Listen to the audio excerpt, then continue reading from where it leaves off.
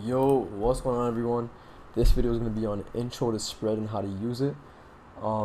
Basically, spread. Alright, so let me actually start off with this. So this is a website. I'll link it in the thing below. You guys can take a look at this. But spread is basically the forex spread represents two prices: the buying bid price for a given currency pair and the selling ask price. Traders pay a certain price to buy the currency and have to sell it for less if they want to sell it back right away. So for example, if you were to buy the base currency, so the base currency is always the first currency on, like, for example, Euro USD, the euro is the base currency.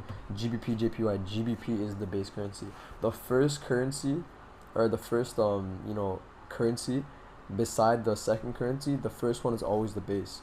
So if you did buy Euro USD for, let's say you bought at 1.24555 and it goes down to 1.24484 and you want to sell it, like you want to take your money now, at a certain point spread would come in and you wouldn't actually sell exactly at 1.24605. Spread would make you sell at a lower price because you bought, and price went down. So for example, right here it says a simple analogy: consider that when you purchase a brand new car, you pay the market price for it. The minute you drive it off to the lot, the car depreciates, and if you wanted to return, or if you wanted to turn around and sell it right back to the dealer, you would have to take less money for it.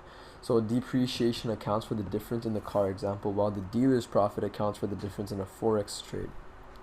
So now we know what spread is. Let me show you guys how to actually implement it and use it in your favor. So when you do go to quotes on MetaTrader, on your like currency pair where the quotes are and stuff, you'll see numbers. If you go to the advanced section, you'll see that there's 12, 9, 7, 265, all these different numbers. Now 12 does not mean that your spread is 12 pips. One major misconception people have is they say that spread means that it takes 12 pips for you to go into profit. If you buy, that means price has to go 12 pips above your entry in order to go in profit. So that's not entirely true. The 12, just move the decimal towards the right, it's actually 1.2 pips, right? And then the 9 is just 0.9 pips, and then the 7 is 0.7 pips, and then the USD Chinese, whatever that's called, that's actually 26 pips, right? So for example, let's use GBP USD as an example. 12 pips, right? So boom, GBP USD. So let's say I wanted to buy GBP USD right over here randomly. I just wanted to buy right over here, okay? And my stop loss is just the low, like right over here, or right over here, and then my TP is the next high over here. If the spread is about 12 pips or 1.2 pips, like he said, you can use two ways to do it. I'm gonna show you the easiest way.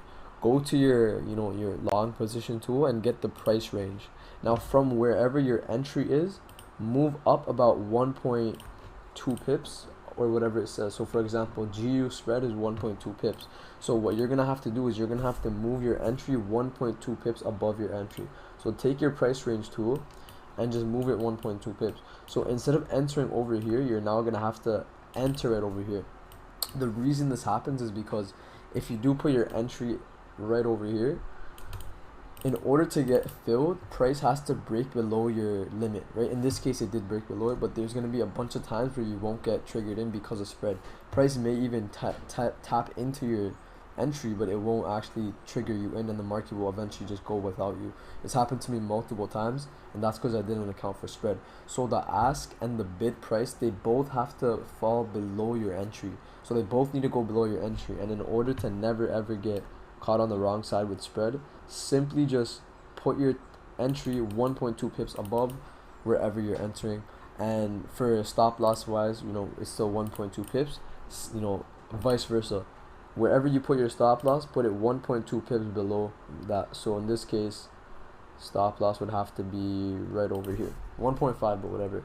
So we're moving our stop loss from 17 pips up to 19.4 pips, right? Technically it should be about like 19 point something pips, but whatever. But that's basically how you account for spread. Now a lot of the times, if you don't account for spread, what will end up happening is the market will tap into your entry, and when it taps you in on TradingView, it'll show you that, for example, price hit your entry and it goes up. But when you look at your MetaTrader, you'll see that price didn't even enter you in. Like it'll still hit your limit, but it won't actually enter you in. And the reason that happens is because the ask and the selling slash bid price, they both need to be break past your entry. So they both need to go down to your entry, break past it, and then it'll trigger you in. If it doesn't break past your entry, then you won't get triggered in. That's because of spread.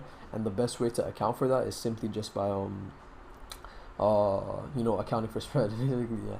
So let's go to Euro USD. Let's say the Euro USD spread is about like 23, right? So that really means 2.3. So in order, and let's say I wanted to enter it over here, right?